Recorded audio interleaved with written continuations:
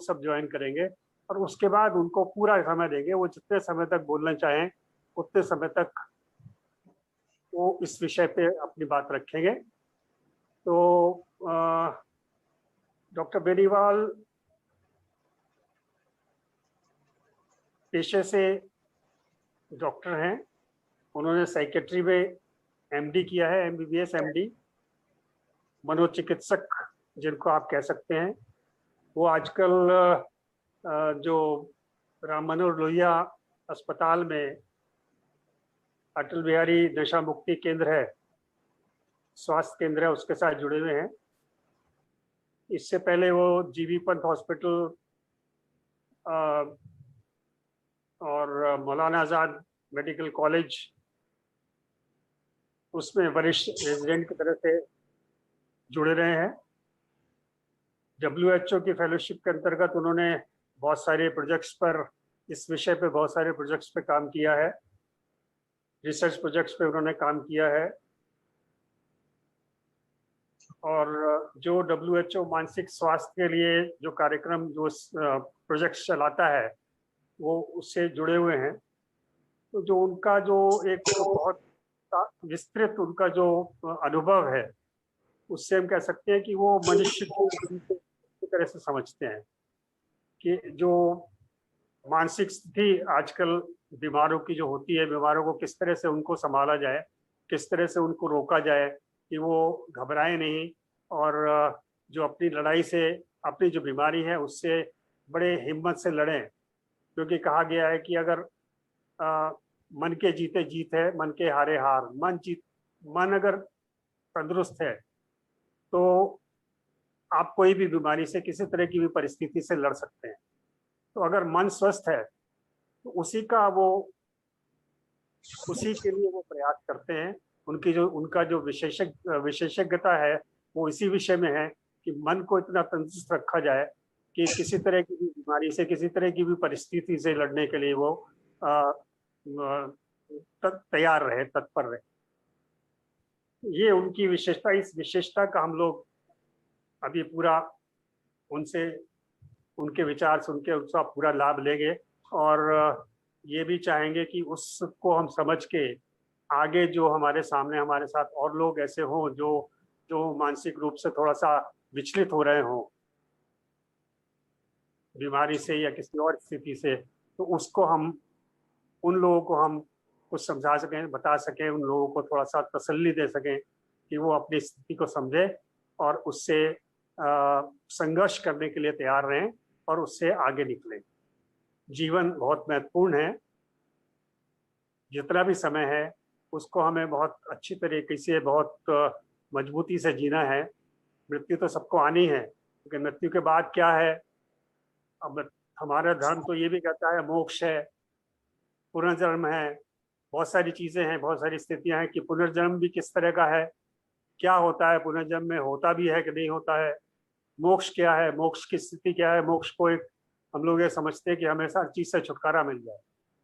मोक्ष ये नहीं होता, हर चीज से छुटकारा नहीं, हर चीज से सबके साथ रह के उससे आप अपने आप को मुक्त रखें, उसमें बंधे नहीं, किसी चीज में बंधे नहीं, बिना बंधे उस चीज से जुड़े रहें।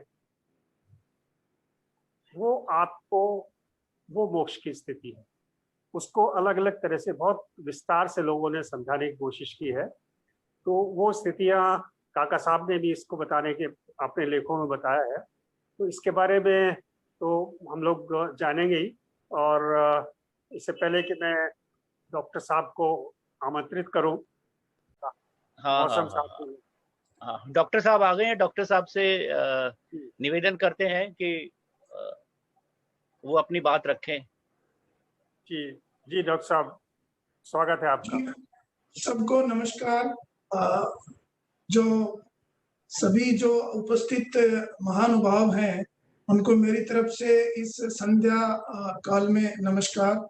और मैं स्वागत करना चाहूंगा हमारी chairman Sushri Kusuma Shah ji and vice president Atul Prabhakar ji, general secretary Acharya साहब अभिनव आचार्य जी जो कि हमें पहाड़ों से दिखाई दे रहे हैं, और हमारे जो सेक्रेटरी हैं राजकुमार जी एंड हरि प्रकाश जी। ये जो इस समय विषय है, मैं इसके लिए आपको बहुत बहुत साधुवाद और धन्यवाद देना चाहूंगा कि ये जो विषय आपने चुना है मृत्यु के ऊपर, ये बहुत ही तार्किक है और इस संदर्भ में है क्योंकि इस समय जो आउटब्रेक चल रहा है, जो डिजास्टर चल रहा है, जो महामारी चल रही है, उसके संबंध में जो मानव है वो डरे नहीं, उसमें एक भय का वातावरण ना पैदा हो, उससे संबंधित ये विषय है। इसके लिए मैं आपको बहुत बहुत धन्यवाद देता हूँ। आज का जो विषय है उसके अंदर जीवन और मृत्यु के बारे में हम चर्चा कर रहे हैं और काका साहब ने जो ये पुस्तक लिखी है परम सखा मृत्यु, ये इसी संदर्भ में आज के दिन बहुत ही सही साबित हो रही है। जैसा कि हम जानते हैं कि जीवन और मृत्यु एक दूसरे के पूरक हैं और मृत्यु एक परम सत्य है जिसको हम नकार नहीं सकते। डेथ इज इनएविटेबल, डेथ तो होनी है, इससे आप कभी इसको झुठला नहीं सकते। लेकिन यस, डेथ का एक टाइम होता है। जो मृत्यु के बहुत से कारण हैं और जो रीजंस हैं, उनको अगर हम देखें तो मृत्यु किसी न किसी चीज का बहाना लेके आती है, जैसे कि बीमारी की वजह से मृत्यु होना, एक्सीडेंट दुर्घटनावश मृत्यु होना, आत्महत्या होना, और हम जिसको होमिसाइड कहते हैं, मर्डर हो जाना, ये सब मृत्यु के रीजंस हैं कि किस किस तरह से मृत्यु होती है। जो दूसरी जो मृत्यु है, जब जीवन अपने अंतिम दौर में होता है और एजिंग की वजह से जो मृत्यु है उसको हम due to ageing, death due to ageing कहते हैं। लेकिन आज के संदर्भ में मॉडर्न साइंस ने इसको भी अलग रूप दे दिया और वो भी क्या है कि मॉडर्न साइंस इतनी एडवांस हो गई कि हम व्यक्ति को मरने नहीं देते, चाहे वो कितनी भी एज का हो जाए, और किसी न किसी बीमारी का हम उसके अंदर कारण बताते हैं कि इनको हार्ट अटैक हुआ, इनको ब्रेन हेमरेज हुआ, चाहे उनकी उम्र 100 ईयर्स हो, चाहे 90 से अबव हो, तो वो भी एक इलनेस के अंदर ही आ जाती है। इसके अलावा जो एक मृत्यु है जिसको हम यूथनेशिया कहते हैं, जिसको फिजिशियन असिस्टेड डेथ भी बोल सकते हैं, जो कि व्यक्ति अपनी इच्छा से मांगता है और चिकित्सक से अनुरोध करता है कि हमें मृत्यु की जरूरत है, आप मुझे मृत्यु दें। लेकिन हमारे भारतवर्ष में ये अभी कानूनी तौर से मान्य नहीं है। हाँ, कुछ देशों में यूथनेशिया मान्य है।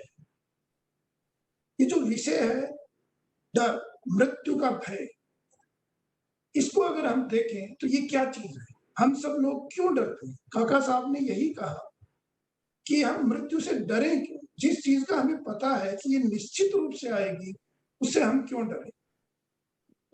ये जो डर है, इसको हम दूसरे शब्दों में ये कह सकते हैं कि जब समय से पहले कोई चीज होती है, तब जो डर है वो वास्तव में एक डर माना जाता है।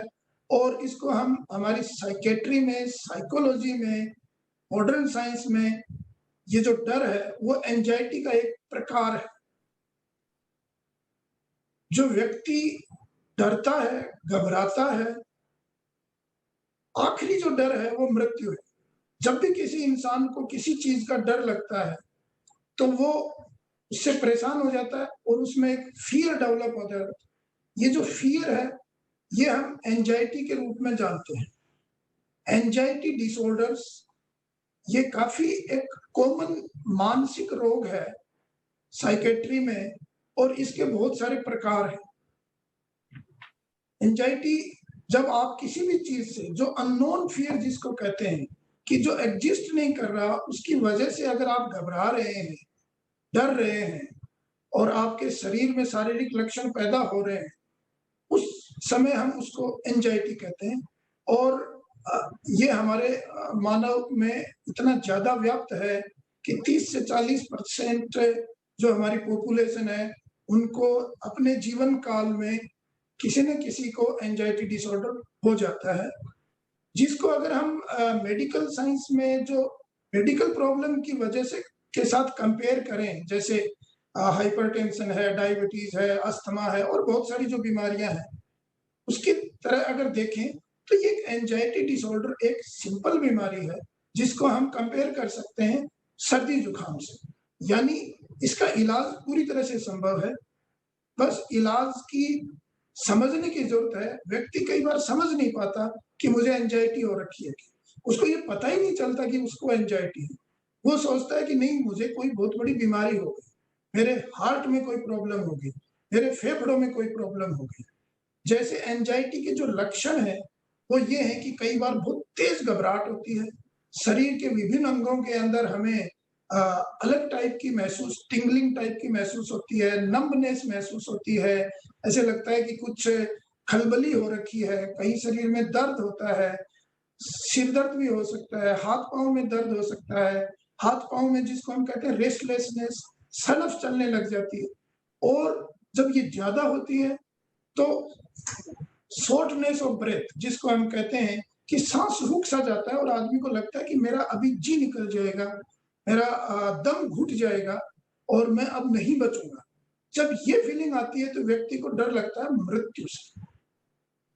और इस टाइप के जो लक्षण अगर ऑल ऑफ सडन होते हैं तो ये एक बीमारी के रूप में देखने को मिलते हैं, जिसको हम कहते हैं पैनिक डिसऑर्डर। और आजकल तो आपने पिछले 1 साल में आमतौर पे ये सुना होगा कि किसी को पैनिक करने की जरूरत नहीं है, पैनिक होने की जरूरत नहीं है, पैनिक ना फैलाएं, ये वही वर्ड है। ये एक मेडिकल टर्मिनोलॉजी है, पैनिक डिसऑर्डर्स। जब ये 1 या 2 बार होता है इसको हम पैनिक एपिसोड कहते हैं, जब ये बार-बार होता है इसको हम पैनिक डिसऑर्डर कहते हैं। 1-2 बार जिस व्यक्ति को ये हो जाता है उसके बाद में उसको अगला पैनिक एपिसोड आने का डर सताता रहता है कि मुझे कहीं दोबारा ऐसा ना हो जाए। ये पैनिक जो डिसऑर्डर होता है कई बार साथ में फोबिया से भी एसोसिएटेड है। फोबिया मीन्स इरेशनल फियर, मतलब बिना किसी कारण के, जिसको हम एक्सप्लेन नहीं कर सकते, वो डर। ये डर कई टाइप का हो सकता है।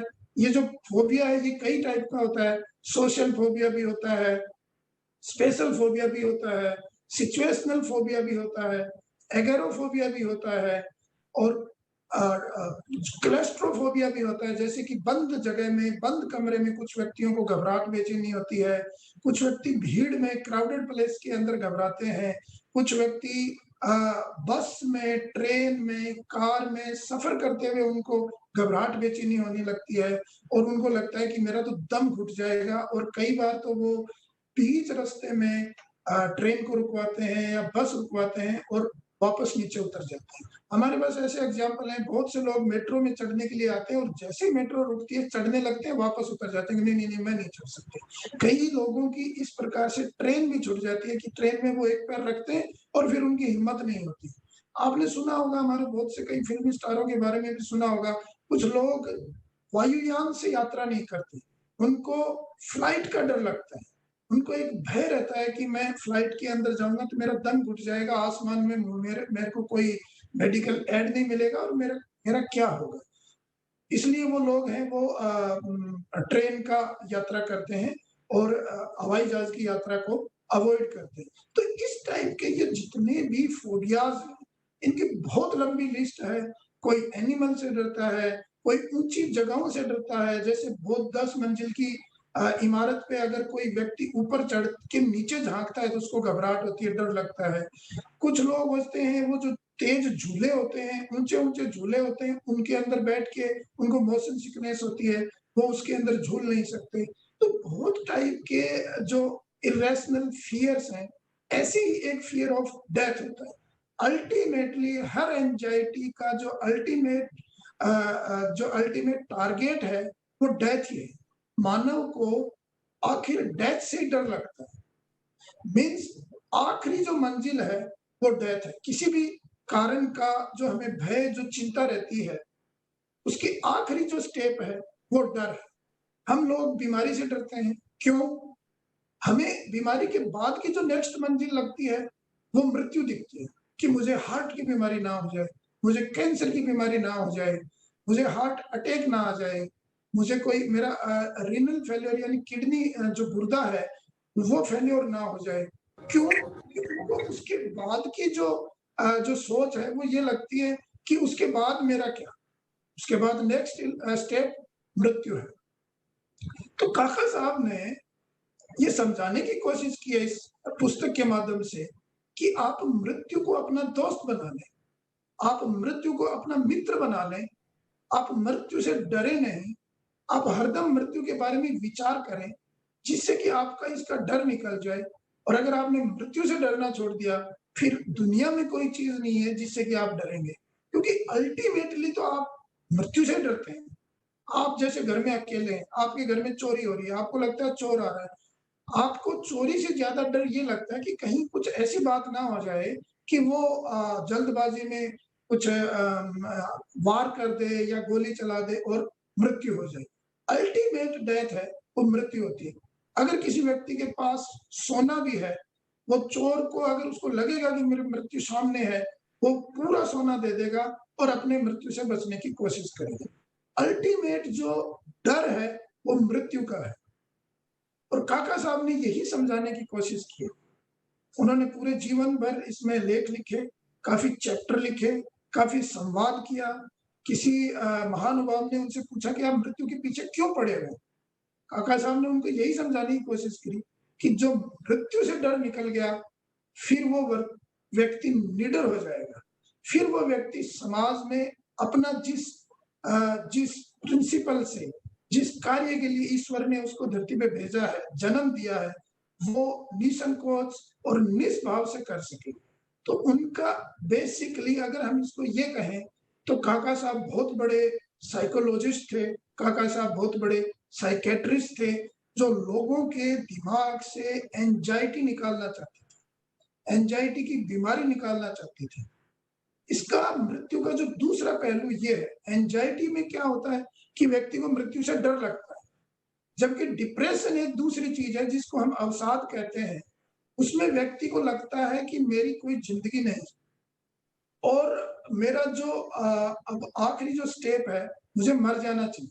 वो अपने आप से इतना हताश हो चुका होता है, उसका मन इतना दुखी और उदास रहता है कि उसको जिंदगी रंगीन ना दिख के और ब्लैक एंड व्हाइट दिखती है और उसको सब कुछ बेकार लगता है, जिसको हम कहते हैं निहिलिस्टिक स्टेज, यानी आखिरी स्टेज, यानी सीवियर डिप्रेशन।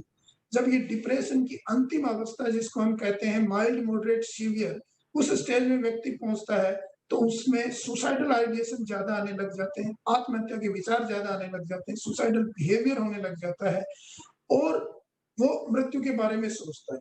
ये साइकेट्री का दूसरा पहलू है, यानी एंजाइटी डिसऑर्डर जिसमें व्यक्ति मृत्यु से डरता है और डिप्रेसिव डिसऑर्डर जिसमें व्यक्ति मरना चाहता है।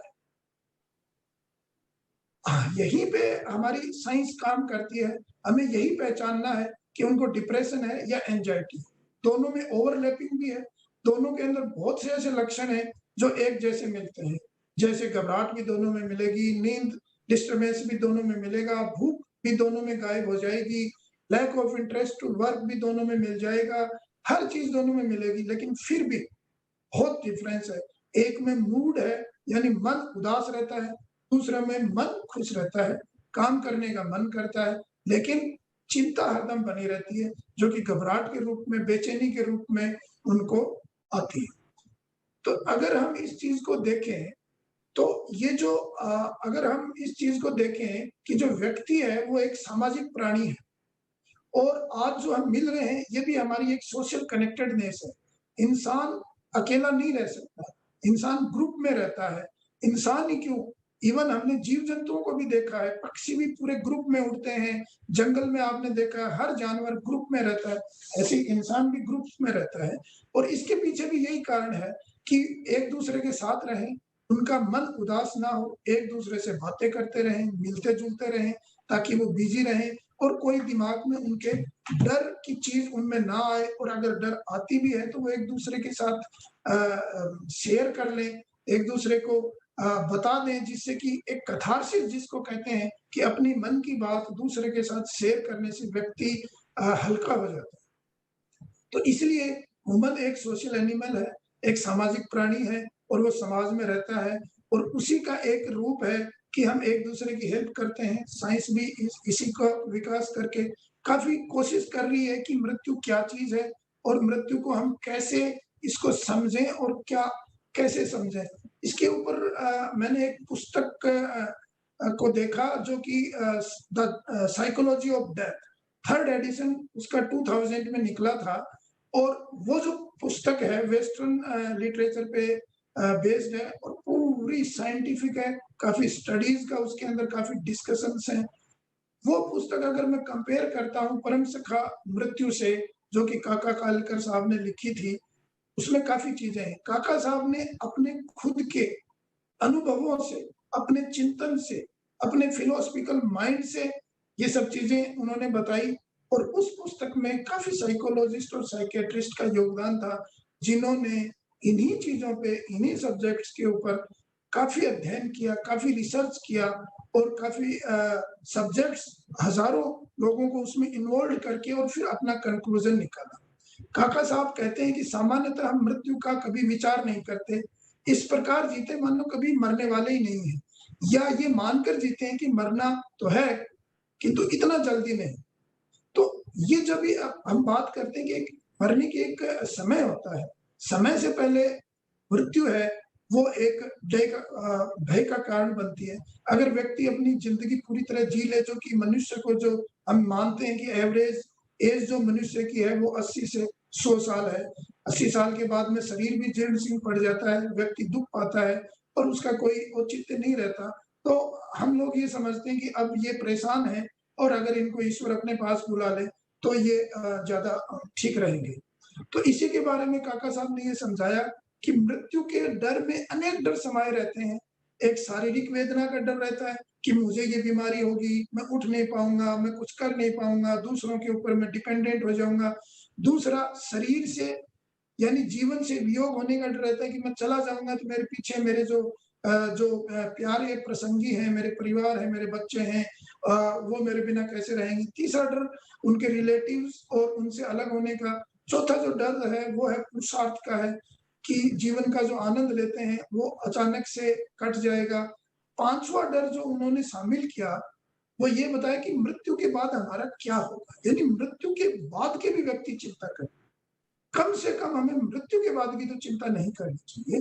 काका साहब ये कहते हैं कि मृत्यु के बाद आदमी सोचता है कि मुझे कहाँ जाना पड़ेगा, क्या भुगतना पड़ेगा, इसकी कोई स्पष्ट कल्पना नहीं होने से उसको डर लगता है, जिसको उन्होंने कहा कि ये अज्ञात डर, फियर ऑफ अननोन, जिसको मेडिकल साइंस ने बहुत अच्छी तरह से एक्सप्लेन किया कि यार फियर ऑफ अननोन ही एक एंजाइटी बीमारी है। जब फियर ऑफ अननोन डेवलप हो जाता है किसी व्यक्ति में और वो लगातार उसके अंदर घर करता है और किसी व्यक्ति में उसके वजह से कुछ और लक्षण आने लग जाते हैं, जैसे घबराहट, बेचैनी रहती है और 7 दिन या 15 दिन तक लगातार अगर ये लक्षण होते हैं, तब हम उसको एंजाइटी डिसऑर्डर डायग्नोज करते हैं। कोई भी व्यक्ति अगर नहीं मरेगा, एक भी व्यक्ति अगर नहीं मरेगा, तो काका साहब ने कल्पना की, वो ही medical science, modern medical science, western literature ने वही कल्पना की कि फिर विश्व का क्या होगा, एक बहुत लंबी लेयर ऊंची लग जाएगी। माल्थस, जिन्होंने एक पॉपुलेशन साइंटिस्ट थे, जनसंख्या का एक उन्होंने सिद्धांत दिया कि fittest is the survival is the fittest, जो फिट होगा वो जिएगा। उनका ये मतलब था कि कुछ लोग बीमारी की वजह से या किसी और वजह से समय से पहले मर जाते हैं, लेकिन जो फिट होंगे लंबे समय तक अपने आप को जी पाएंगे। जिसका एक उदाहरण हम ये भी दे सकते हैं कि कोरोना काल के अंदर जिस व्यक्ति ने अपना ध्यान रखा,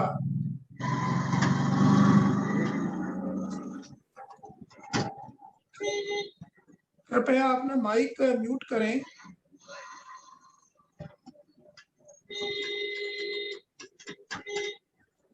कृपया अपना माइक म्यूट कर लें।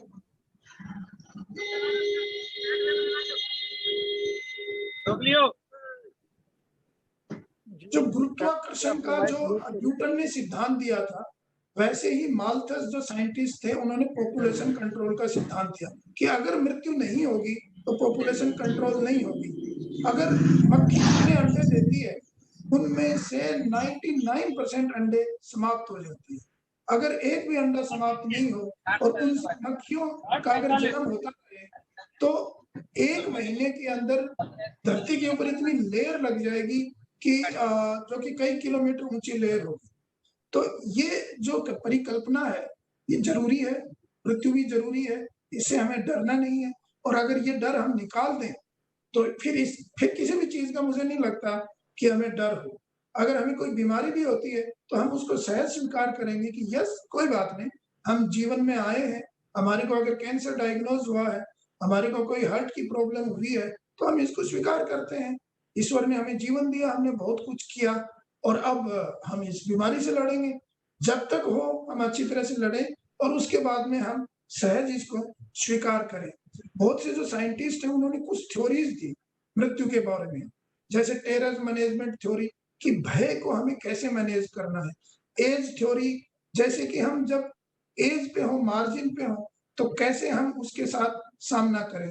फ्रॉड, सिगमंड फ्रॉड बहुत बड़े साइकोलॉजिस्ट और वैज्ञानिक थे जिन्होंने अपनी क्लासिकल फ्रॉडियन एंड एग्जिस्टेंशियल थ्योरीज दी थी, जिन्होंने ये समझाने की कोशिश करी कि हम डेथ की जो एंजाइटी है, मृत्यु की जो चिंता है, मृत्यु का जो भय है, उसको कोप अप कैसे करें, उसके साथ हम कैसे लड़ें।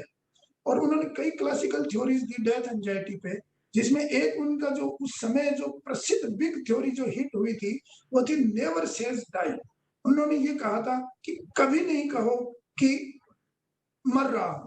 हम आमतौर की भाषा में ये कहते हैं कि यार मैं तो मर गया, यार मैं मर गया।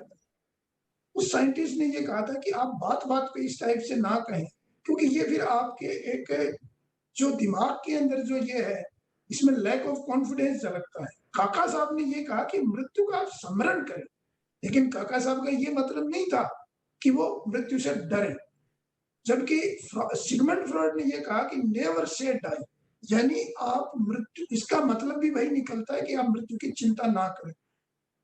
उस समय 1913 से 1953 के बीच में सिगमंड फ्रॉइड का एक बहुत बड़ा एसे छपा था जिसका नाम था thoughts for times on war and death, यानी युद्ध के समय जो मृत्यु के विचार आते हैं उससे हमें क्या प्रॉब्लम होती है। ये वर्ल्ड वार 1 के दौरान उन्होंने अपना एक लेख छापा था और उन्होंने टर्म कॉइंड की थी thanatophobia, fear of death.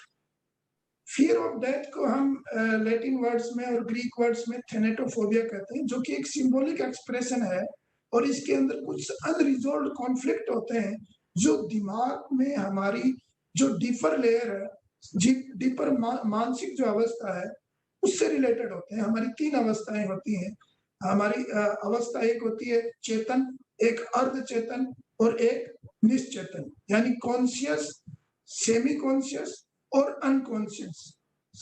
Einstein जो महान फिजिक्स के वैज्ञानिक थे, 1932 में फ्रॉइड जो साइकोलॉजिस्ट थे उनके साथ मिलके एक थ्योरी दी थी जिसने कि ह्यूमन काइंड्स की, मानव जाति की जो एक भूख है मारने की और प्यार करने की, उसके ऊपर उन्होंने प्रकाश डाला था उस थ्योरी में।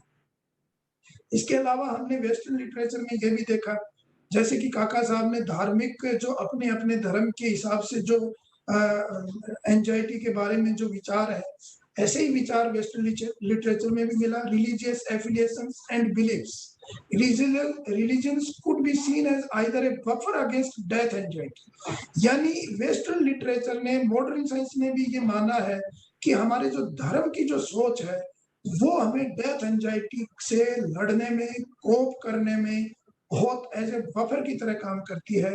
और ये एक हमारे लिए स्पेशल कंसर्न है फियर ऑफ डैम्नेशन और साल्वेशन एंड इमॉर्टलिटी।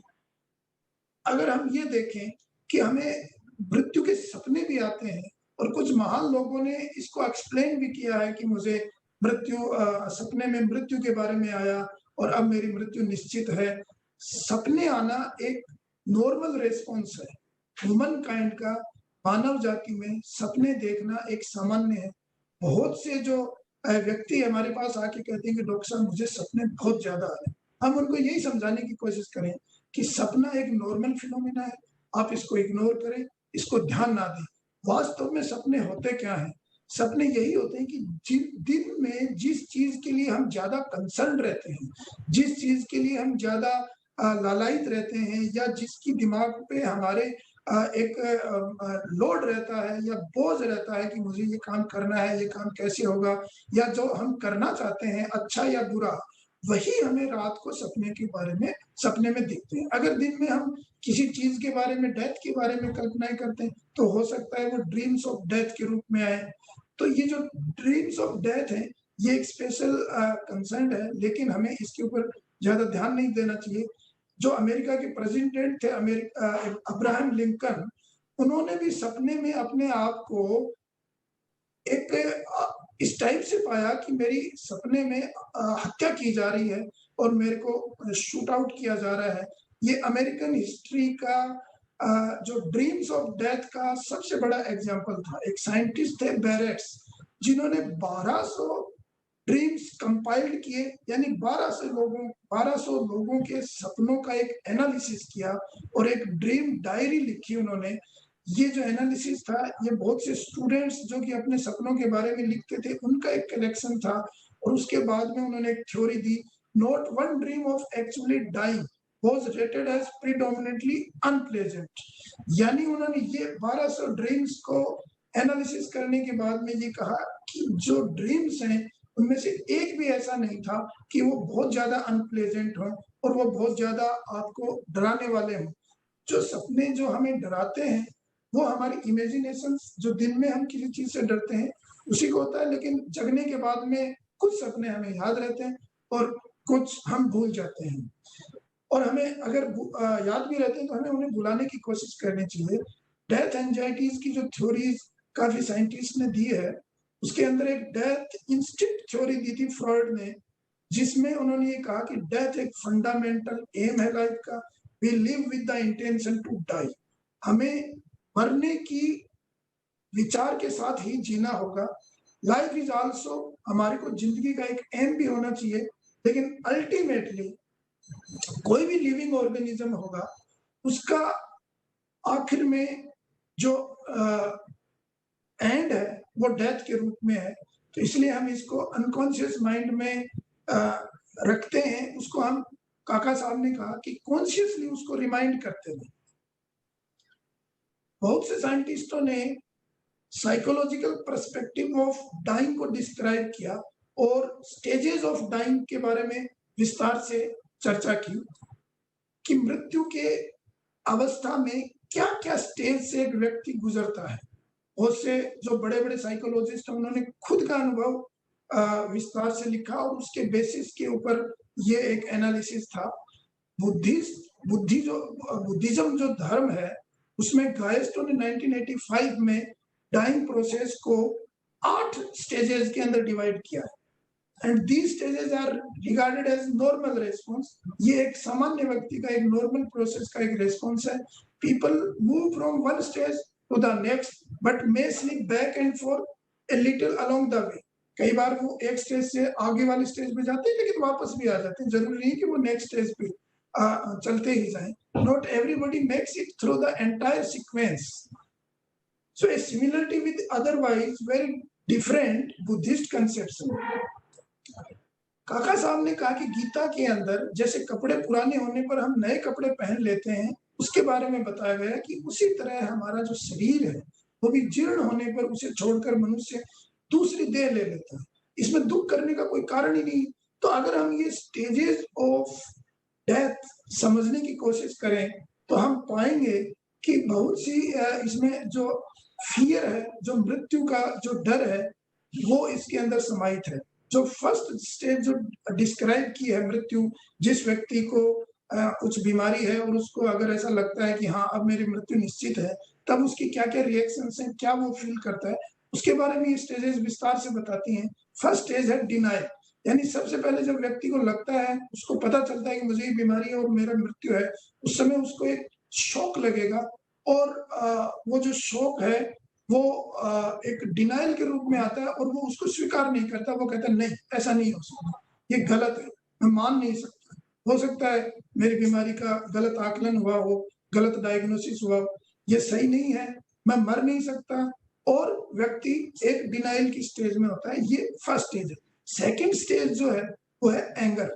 दूसरे स्टेज में जब वो डिनाइल से आता है तो सेकंड स्टेज में उसमें एंगर आ जाता है और वो हर चीज के लिए वो डिनाइल स्टेज में ज्यादा नहीं रहता और नेक्स्ट स्टेज में एंगर में उसको गुस्सा आता है हर चीज पे और वो मतलब एक अपने गुस्से का इजहार करता है, अपने मूड को इरिटेट करके दूसरों के ऊपर अपना गुस्सा निकालने की कोशिश करता है। ये अच्छा नहीं है, मेरे साथ ये अच्छा नहीं हुआ। इस टाइप के उसके अंदर रिस्पॉन्स इस स्टेज के रहते हैं। And the anger is often diffuse and can shift from one target to another. The patient may snap at loved one, health care professional and other innocent parties or even revile on God. यानी वो अपने गुस्से का इजहार doctors पे, अपने जो रिश्तेदार हैं उनके ऊपर और कुछ इनोसेंट लोगों के ऊपर और इवन भगवान के ऊपर वो अपना गुस्सा निकालता है कि ये मेरे साथ ऐसा क्यों हुआ है। थर्ड स्टेज जिसको हम इन्होंने डिस्क्राइब किया वो बार्गेनिंग, यानी व्यक्ति उस समय बार्गेनिंग की स्टेज में चला जाता है। उसने डिनाइल है, उससे वो आगे निकल गया, गुस्सा अब उसमें कम हो गया और वो बार्गेन करता है भगवान के साथ कि हे भगवान, मृत्यु मुझे आनी है लेकिन मेरा अगर यही निश्चित है, भाग्य है, तो आप मुझे थोड़ा समय दें और कुछ इवेंट्स तक मैं जी लूं।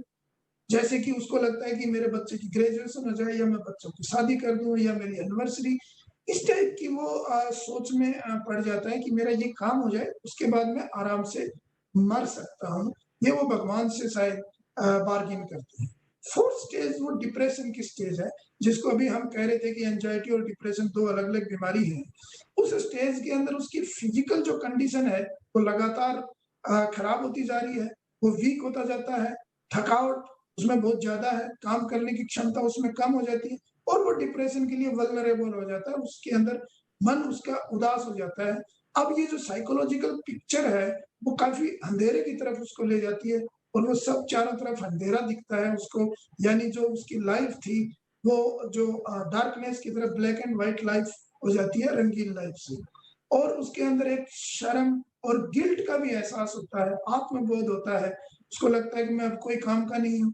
Fear of death becomes very openly experienced and expressed। इस स्टेज के ऊपर वो अपना एक्सप्रेस करता है, उसमें झलकता है कि वो मृत्यु से काफी डर रहा है और ये उसकी जो स्टेज है मृत्यु की सबसे वर्स्ट स्टेज मानी गई है।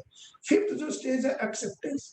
इस स्टेज को क्रॉस करने के बाद में व्यक्ति अपने आप को स्वीकार कर लेता है कि यस, मृत्यु निश्चित है और अब मुझे मरना है, अब मुझे कोई दिक्कत नहीं है और वो उस चीज से निकल जाता है। यानी जब वो स्वीकार कर लेता है उसका डर निकल जाता है, उसका डिप्रेशन कम हो जाता है and there is nothing more to be done. इससे ज्यादा मैं कुछ कर नहीं सकता और अब ये मृत्यु मेरी निश्चित है। एक साइंटिस्ट है कुबलर रोस, जिन्होंने पेशेंट्स की स्टेज के